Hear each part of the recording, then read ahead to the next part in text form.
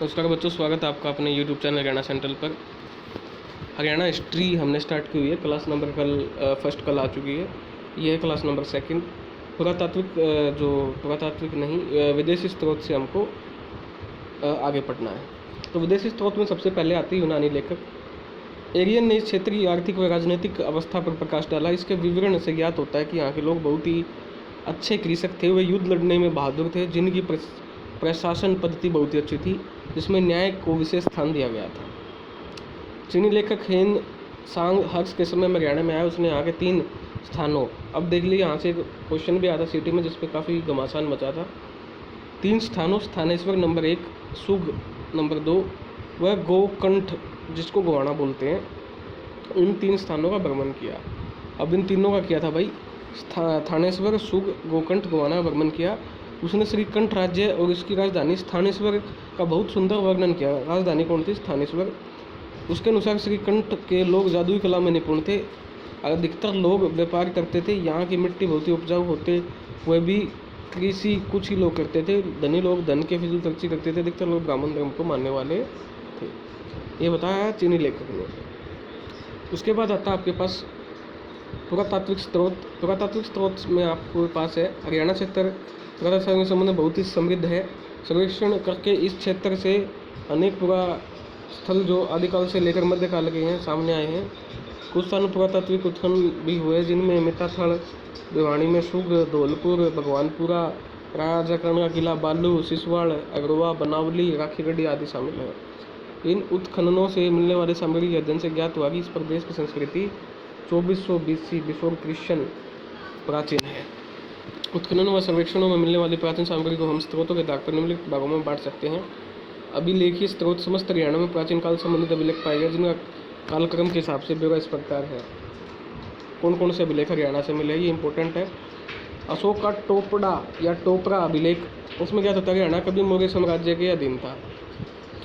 जो टोपरा से अशोक का वो मिला अभिलेख, उससे क्या ज्ञात होता है, क्या पता चलता है कि हरियाणा कभी मौर्य साम्राज्य के क्या था, अधीन था। तोसाम अभिलेख यह 4 से 5 शताब्दी का है। इसका धार्मिक व सांस्कृतिक महत्व है। इसमें किसी आचार्य सोमतरात द्वारा 2 तालाब व 1 मंदिर बनाने का उल्लेख किया गया है। आचार्य सोमतरात द्वारा। शारका स्तंभ लेख 4वीं से 5वीं सदी के इस लेख में तीर्थयात्रियों के नाम है। इससे ज्ञात होता है कि जिस स्थान पर यह अभिलेख था वहाँ कभी तीर्थ स्थान था। सोनीपत का ताम्रपत्र लेख, इस लेख में पृष्ठभूमि राजाओं की वंशावली दी गई है। इस लेख से हमें इन राजाओं की उपाधियाँ और उनके व्यक्तिगत धर्म का भी ज्ञान होता है। इससे हमें पता चलता है कि हर्ष शैव धर्म को मानने वाला था, जबकि बाकी सब शासक सूर्य के उपासक थे। तो हर्ष कौन से धर्म को मानने वाला था? शैव। ये हमें किससे पता चलता है? सोनीपत का ताम्रपत्र जो लेख है उससे हमें पता चलता है। चलिए, प्रतिहार काल के अभिलेख। राजा भोज के काल के 2 अभिलेख पेवा और सिरसा व महेंद्रपाल का एक अभिलेख पेवा से प्राप्त हुआ है। राजा भोज के अभिलेखों से हमें ज्ञात होता है कि प्राचीन काल में पेवा व्यापार व संस्कृति का प्रमुख केंद्र था तथा सिरसा पशुपत संप्रदाय का महत्वपूर्ण स्थान था। ये क्वेश्चन पहले भी आ चुके हैं हरियाणा के एग्जाम में और अब भी इम्पोर्टेंट हैं, अभी भी आ सकते हैं। महेंद्रपाल का पेवा अभिलेख राजनीतिक तथा आर्थिक दृष्टि से महत्वपूर्ण है। इस लेख से हमें तोमर वंश की वंशावली के बारे में सबसे प्राचीन प्रमाण मिला। तोमर के बारे में जो सबसे प्राचीन वो मिला तो वो महेंद्रपाल का जो पेवा अभिलेख है वहाँ से पता चला तोमर के बारे में। इसके अतिरिक्त इस अभिलेख से हमें ज्ञात होता है कि पेवा उत्तरी भारत का घोड़ों के व्यापार का प्रमुख केंद्र था। ठीक है, ये भी इम्पोर्टेंट है। यहाँ प्रतिवर्ष साल के एक विशेष दिन घोड़ों का मेला लगता था, जिससे सारे देश के घोड़े खरीदने बेचने के लिए एकत्रित होते थे। दिल्ली शिवालिक स्तंभ लेख, इस लेख से हमें ज्ञात होता है कि चामन राजा विग्रहराज 4 ने तोमर को पराजित किया। चामन वंश का राजा था जिसका नाम था विग्रहराज 4 चतुर्थ जिसको बोलते हैं, उसने तोमर को हराया। ये हमें दिल्ली शिवालिक स्तंभ लेख से पता चलता है। उसके बाद हांसी से प्राप्त, थोड़ा नीचे चला गया, हांसी से प्राप्त पृथ्वीराज द्वितीय का अभिलेख। हरियाणा में चावन शासन की जानकारी के लिए अभिलेख महत्वपूर्ण है। इस अभिलेख से हमें ज्ञात होता है कि पृथ्वीराज 2 को अपने चाचा मिलन का हांसी के किले का कार्यभार सौंपा गया ताकि हांसी को मुस्लिम आक्रमण से बचाया जा सके। पालम बावली तथा दिल्ली संग्रहालय अभिलेख, ये पालम बावली इंपॉर्टेंट हो जाता है। इनसे हरियाणा के इतिहास से संबंधित महत्वपूर्ण जानकारी प्राप्त होती है। दिल्ली अभिलेख में हरियाणा को स्वर्ग, अब देखिए ये क्वेश्चन आपसे पूछा हुआ है काफ़ी एग्जाम में, हरियाणा को स्वर्ग किस अभिलेख में बताया हुआ है? तो ये बताया गया आपका दिल्ली अभिलेख में, ठीक है, जिसमें दिल्ली भी सम्मिलित है, जिसे तोमरों ने स्थापित किया। पालम बावली व दिल्ली संग्रहालय अभिलेख। चलिए बात करते हैं सिक्कों की। हरियाणा प्रदेश के विभिन्न इलाकों में हमें सिक्के तथा सिक्के डालने के साँचे मिले हैं। हरियाणा प्रदेश के विभिन्न इलाकों से हमें सिक्के तथा सिक्के डालने के साँचे मिले हैं। ये सभी हरियाणा के राजनीतिक, सामाजिक व आर्थिक इतिहास के महत्वपूर्ण स्रोत हैं। हरियाणा में सबसे पहले पंचमार्क जो सिक्के हैं वो मिले थे। इसके बाद अगाध व योद्धा गणराज्य के सिक्के प्राप्त हुए। खोखरा कोट रोहतक से योद्धा के सिक्के बनाने के सैकड़ों साँचे भी हमें प्राप्त हुई हैं। इससे यह याद होता है कि यह स्थल संभवतः योद्धा की राजधानी थी, जहाँ पर टकसाल यानी सिक्के ढिलाई का काम किया जाता था। इंडो ग्रीक शासकों से हरियाणा के विभिन्न पुरा स्थलों से जितने भी इंडो ग्रीक सिक्के पाए गए थे, इनमें से लगभग आधे खोखरा कोट से पाए गए थे। इन शासकों के सिक्के की अधिक संख्या से में प्राप्ति से ज्ञात होता है कि नए क्षेत्र पर आक्रमण किया होगा। कुषाणों के सिक्के। मिताथल से 27 स्वर्ण सिक्कों को छोड़कर हरियाणा से प्राप्त कुषाण शासकों सभी सिक्के तांबे के हैं। मतलब सिक्के तांबे के किसके थे? कुषाणों के। 27 सोने के मिले थे मिताथल भिवानी से, ठीक है, तो वो कुषाणों के 27 स्वर्ण सिक्के थे, उनको छोड़ के बाकी तांबे के हैं। विस्क तथा कनिष्क फर्स्ट के सिक्कों के साक्ष्य खोखरा कोट तथा औरंगाबाद भिवानी से प्राप्त हुए हैं। इनसे ज्ञात होता है कि कुषाणों ने इस प्रदेश पर राज्य किया था। इन सब के अलावा गुप्त शासकों में केवल समुद्रगुप्त के ही सिक्के केवल जगाधरी व मिताथल से प्राप्त हुए हैं। समुद्रगुप्त के सिक्के पूछ ले तो आपको जगाधरी, यमुनानगर, मिताथल, भिवानी से प्राप्त हुए हैं। पुष्पभूतियों के अभी तक हरियाणा में कोई सिक्का प्राप्त नहीं हुआ है। प्रत्यार्थ शासकों में भोजदेव व विग्रहपाल के सिक्के खोखरा कोट से मिले हैं। कुछ बूढ़िया व जगाधरी के आसपास से तोमरों व चौहानों के सिक्के मिले हैं। इनके आधार पर हम कह सकते हैं इन सभी ने कभी न कभी इस प्रदेश पर शासन किया होगा। आ जाइए उसके बाद बात करते हैं मोहरे। हरियाणा के खोखरा कोट, औरंगाबाद, सुग, धौलपुर आदि स्थानों से अनेक मोहरें प्राप्त हुई है। इन मोहरों में विभिन्न भाषाओं में कुछ न कुछ लिखा हुआ है। इनमें हमें राजनीतिक व सांस्कृतिक इतिहास की महत्वपूर्ण जानकारी मिलती है।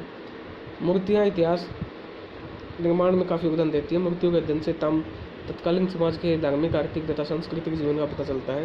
हरियाणा से प्राप्त मूर्तियाँ अधिकतर धार्मिक संप्रदाय से संबंधित है। हरियाणा में ज़्यादातर मूर्तियाँ ब्राह्मण धर्म से संबंधित हैं, जिनमें विष्णु जिसके विभिन्न अवतार, शिव पार्वती, एक मुख लिंग, गणेश, महिषासुर मर्दानी आदि की मूर्तियाँ प्रमुख हैं।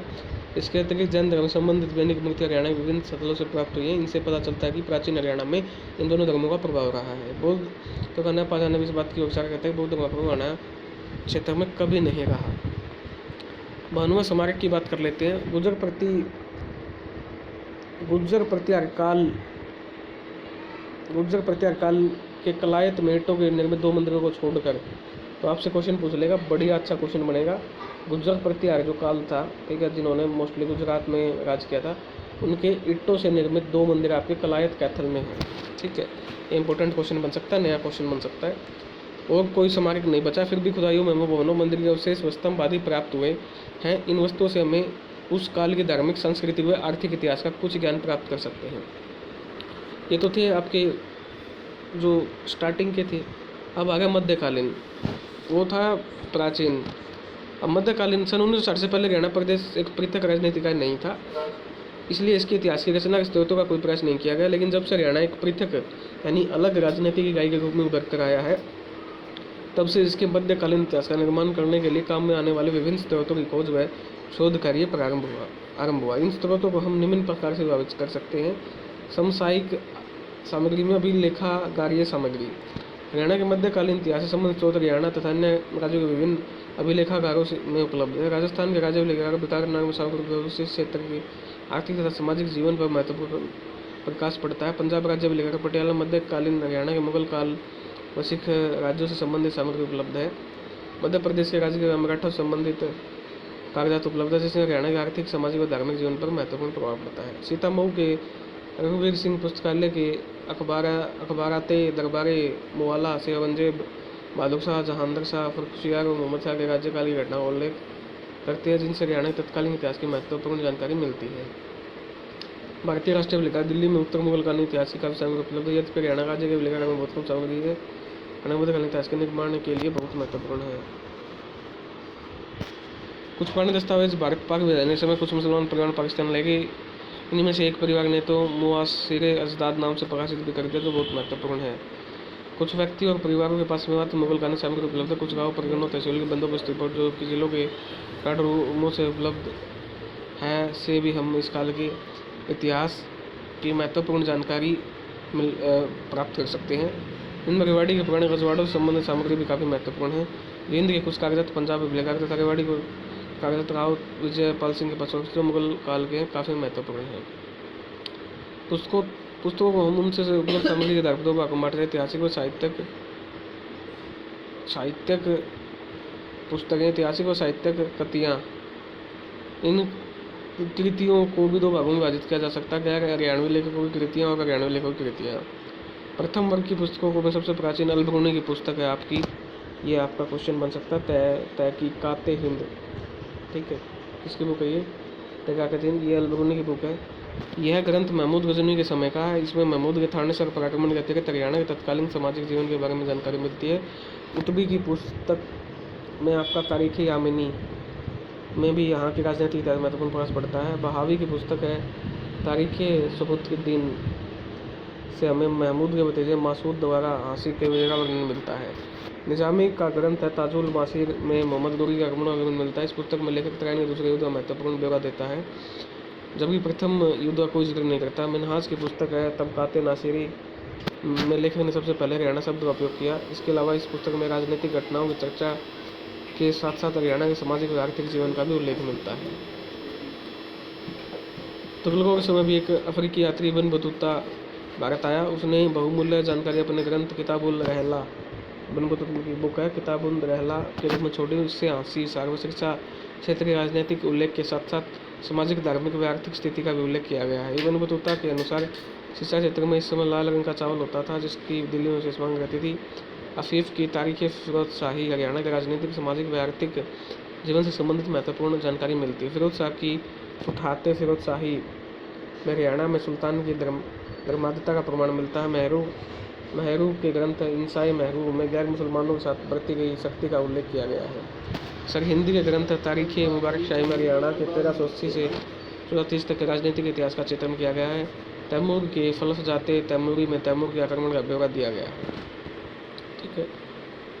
तो ये काफ़ी सारी बुक्स हैं, ठीक है, जिनमें जो मध्यकालीन आपका हरियाणा है किसका राज हुआ, ठीक है, उनकी आपकी क्या है इन्फॉर्मेशन दी हुई है, ठीक है। तो पुरातत्व यहीं तक हम करेंगे आज, ठीक है। उसके बाद नेक्स्ट क्लास में हम आगे पढ़ेंगे इसको, पुरातात्विक सामग्री जो हमें मेडिवल हरियाणा हिस्ट्री की जानकारी देगी। धन्यवाद।